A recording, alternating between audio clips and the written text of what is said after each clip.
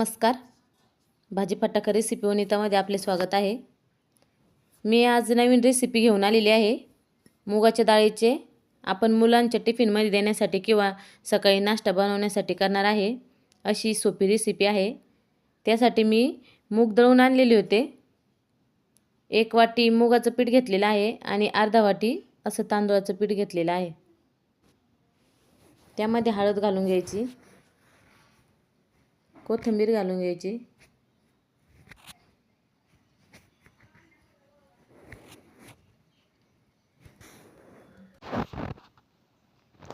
आता मिक्सरला बारीक केलेलं वाटण मिरची लसणाचं ते घालायचं आहे. मीठ घालून घ्यायचं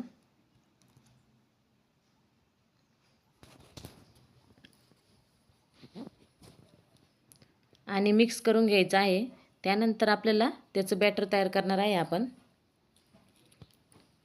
अशा पद्धतीने मिक्स करायचं. चमच्याने मिक्स केलं तरी चालेल. आपण आता थोडे थोडे पाणी घालून त्याचं बॅटर तयार करायचं आहे आपल्याला. एवढ्या पिठासाठी साधारण 2 ग्लास एवढं पाणी लागलं आहे.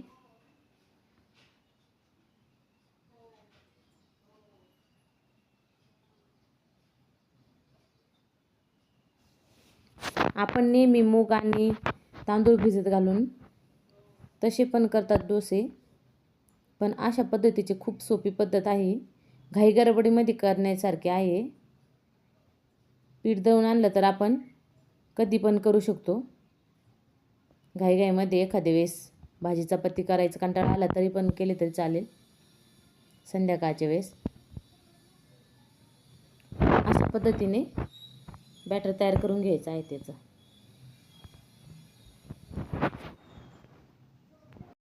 मी तवा ठेवलेला आहे गॅसवरती. आता आपण डोसे घालून घेऊया.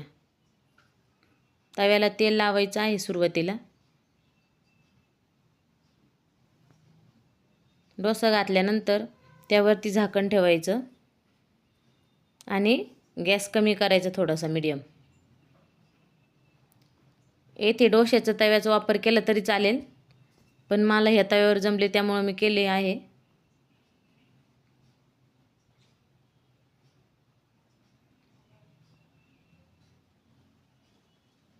बघू शकता तुम्ही, छान निघत आहे आपले डोसे साध्या तव्यावरती पण.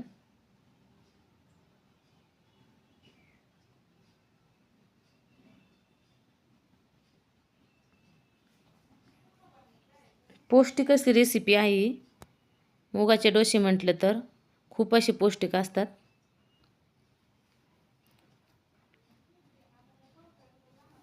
चविष्ट पण खूप लागतात.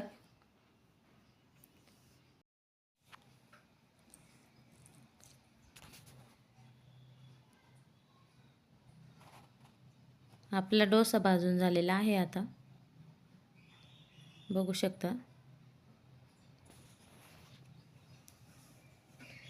रंगही छान आलेला आहे. तयार झालेला आहे आपला एक डोसा. आता आपण काढून घेऊया. तुम्हाला आणखीन एक करून दाखवते मी. अशा पद्धतीने पसरवायचं आहे तव्यावरती आणि तवा असा गोल फिरवायचा आहे. बॅटर पातळ असल्यामुळं सगळीकडे पसरतं ते. बघू शकता तुम्ही, किंवा उचटणीच्या साहाय्याने जरी पसरवला तरी चालेल. बघू शकता असं पसरून घ्यायचं आहे.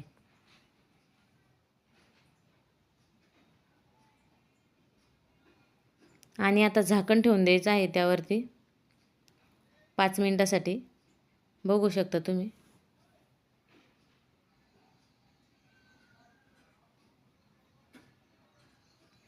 डोश्याच्या तव्यावरती झटपट असे होतात. ह्या तव्यावरती थोडासा वेळ घेतो, पण मी तवा आधी चपात्या केल्यामुळे गरम होता त्यामुळे मी काय वापरलं नाही दुसरा तवा. तरी पण छान निघाले आहे माझे. बघू, पलटवून टाकायचं आहे परत. झालेला आहे आपला डोसा. आपण अशाच पद्धतीने सर्व डोसे करून घेणार आहे. झालेले आहे आपले डोसे तयार करून. दह्यासोबत किंवा गुळाची चटणी, हिरवी मिरची सोबत पण छान लागतात खायला.